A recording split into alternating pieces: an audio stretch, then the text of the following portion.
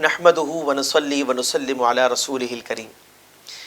ناظرین اکرام، دنیا کے اندر اللہ تبارک و تعالیٰ کی بے شمار چیزیں ایسی ہیں جن کے اندر بڑی اہم نشانیاں پوشیدہ ہیں، اور انہی نشانیوں میں سے آج ہم کچھ پر بات کریں گے۔ سورہ لقمان آیت نمبر 31 آج ہمارے درس میں شامل ہے۔ ارشاد باری تعالیٰ ہے، الم تر ان الفلک تجری فی البحر بنعمت اللہ لیریکم من آیاتی، کیا تم نے نہ دیکھا کہ کشتی سمندر میں اللہ کے فضل سے چلتی ہے تاکہ وہ تمہیں اپنی بعض نشانیاں دکھائے۔ ان فی ذلک لآیات، بلا شبہ اس میں بہت سی نشانیاں ہیں، لکل صبار شکور، ہر بڑے صبر کرنے والے شکر گزار کے لیے۔ ناظرین، اس آیت کریمہ کے اندر اللہ تعالیٰ نے سمندر میں موجود جو کشتیاں اور بحری جہاز ہیں ان کے اندر جو نشانیاں موجود ہیں اس پر غور و تفکر کے حوالے سے بیان فرمایا کہ کیا تم نے نہیں دیکھا کہ یہ جو کشتی چلتی ہے یہ کیسے چلتی ہے؟ یہ اللہ کے فضل سے چلتی ہے۔ ناظرین، بات یہ ہے کہ سیدنا نوح علیہ نبینا علیہ الصلاۃ والسلام آپ پہلے رسول ہیں جنہوں نے اس دنیا کے اندر اللہ کے حکم سے ایک جہاز بنایا، سمندری جہاز۔ اس کے اندر بہت سے انسانوں اور دیگر حیوانات نے جو ہے وہ سفر کیا، اور یہ کشتی اس وقت بنائی گئی جب نہ سائنس کا وجود تھا، نہ کوئی سائنسدان تھا، نہ کوئی ٹیکنالوجی کا نام و نشان تھا، لیکن اللہ تبارک و تعالی نے حکم فرمایا اور نبی علیہ السلام اس کو بناتے ہیں، اور اس کے بعد وہ اللہ کے فضل اور احسان سے کشتی چلتی ہے اور اپنی منزل تک پہنچ جاتی ہے۔ ناظرین، فرمایا کہ اس میں بہت ساری نشانیاں ہیں، اللہ تعالیٰ اپنی نشانیاں جو ہے وہ تمہیں دکھاتا ہے۔ وہ کون سی نشانیاں ہیں جن کی بات ہو رہی ہے؟ جب ہم غور و تفکر کرتے ہیں تو ہمیں معلوم ہوتا ہے کہ جس وقت سمندر کی وسعتوں کی بات کی جائے تو یہ اتنا وسیع ہے کہ عقل انسانی حیران رہ جاتی ہے۔ جس وقت اس کی گہرائیوں کی بات کی جائے تو حقیقتاً اس میں بھی اللہ تعالیٰ کی عظیم نشانیاں پوشیدہ ہیں کہ اس رب کریم عز و جل نے اتنی گہرائی والا سمندر جو ہے وہ بنایا، اور اس میں یہ کشتیاں جو ہیں وہ چلتی ہیں اور پورا پراپر نظام چل رہا ہے۔ اور ہم جانتے ہیں کہ بہت سے جہاز لاکھوں لاکھ ٹن وزن رکھ کر اور وہ چل رہے ہوتے ہیں، حالانکہ پانی جو ہے وہ لیکوڈ ہے، مائع ہے۔ ہونا تو یہ چاہیے کہ جب پانی میں یہ جہاز آتے، یہ کشتیاں آتی تو فوراً اندر چلے جاتے، لیکن ایسا نہیں ہوتا۔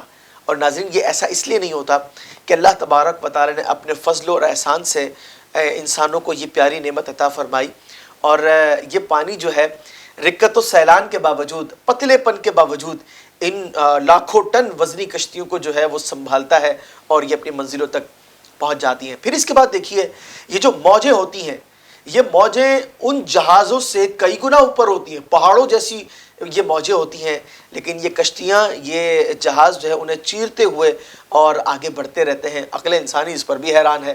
اور پھر اس کے بعد آپ سمندر کے اندر موجود جو معدنیات ہیں، جو انتہائی قیمتی چیزیں ہیں، اور سمندر کے اندر عجیب و غریب قسم کی مخلوقات بستی ہیں، اللہ تبارک و تعالیٰ کی عظیم الشان قدرتیں اس کے اندر موجود ہیں۔ ناظرین، یہ اللہ کی نشانیاں ہیں، اور جو لوگ اس سے غافل ہیں وہ بہت بڑی غفلت کے اندر ہیں، بہت بڑی محرومیوں کے اندر ہیں۔ ہم جانتے ہیں کہ بہت سے لوگ جو ہیں وہ اپنی زندگی کے اندر مختلف چیزوں پر ریسرچ کرتے ہیں، لیکن اگر وہ ریسرچ انہیں ہدایت کی طرف مائل نہیں کرتی، فقط دنیاوی مفادات کی حد تک وہ رہتے ہیں اور وہ اللہ کی طرف نہیں آتے، اس کی راہ کی طرف نہیں آتے، اس کے رسول صلی اللہ علیہ وسلم کی پیروی اور اطاعت کی طرف نہیں آتے، یہ غافل و محروم لوگ ہیں۔ ناظرین، اللہ تبارک و تعالیٰ نے ان نشانیوں کے اندر ہمارے لیے ہدایت رکھی ہے کہ ہم سوچے تو صحیح کہ جو عظیم پروردگار، ان عظیم الشان قدرتوں کا مالک ہے، وہ کیسی ذات ہے، اور یقیناً اس کی اطاعت و فرما برداری ہی کے اندر کامیابیاں پوشیدہ ہیں۔ لیکن بات یہ ہے کہ اس طرح غور و تفکر کی سعادت ملنا، یہ چیزیں انسان پر آشکار ہو جانا، اور وہ صراط مستقیم کو منتخب کرے اور اس وقت چلنا شروع کر دے، یہ کن لوگوں کے لیے ہوتا ہے؟ تو فرمایا کہ ان فی ذلک لآیات، اس میں بہت ساری نشانیاں ہیں۔ کن کے لیے؟ لکل صبار شکور، ہر بڑے صبر کرنے والے شکر گزار کے لیے۔ ناظرین، یاد رکھیے، ایک غیر مسلم کافر شخص جو ہے وہ کسی مصیبت پر صبر تو کر سکتا ہے لیکن وہ اللہ تعالیٰ کا حقیقی معنوں میں شکر گزار نہیں ہو سکتا. وجہ یہ کہ شکر گزاری کا تقاضا یہ ہے کہ بندہ رب کی وحدانیت کو تسلیم کرے اور نبی مکرم صلی اللہ علیہ وسلم کی کما حق ہو اطاعت اور آپ کی محبت میں سرشار ہو کر ڈوب کر آپ کی اطاعت کو اختیار کرے. اور یہ کفار کے پاس چیز نہیں ہے, فقط مسلمانوں کے پاس یہ معاملہ ہے. ان کے پاس یہ چانس ہوتا ہے کہ وہ اللہ تبارک و تعالیٰ کی طرف سے زندگی میں جو بھی کچھ ہے اس پر صبر کریں اور شکر کریں. یہ مسلمانوں کے پاس نعمت ہے. اچھا, اب بات یہ ہے کہ یہ جو عظیم نشانیاں ہیں ان سے راز اٹھتے ہیں کن کے لیے؟ ان نیک مسلمانوں کے لیے جو اپنی زندگی میں ہر پل آنے والی مشکلات پر صبر کرتے ہیں اور شکر گزار بندے بن جاتے ہیں.